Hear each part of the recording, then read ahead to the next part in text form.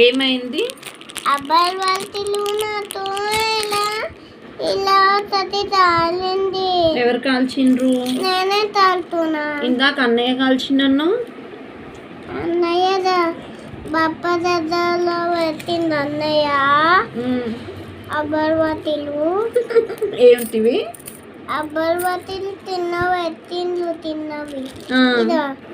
ఇది పెట్టిండ్లు కదా. అవును కదా. అవే అవేనా? చెప్పు చెప్పు చెప్పు. ఇవి పెట్టిండ్లమ్మా. ఇవి ఏంటివి అవి? అబల్వత్తిలా?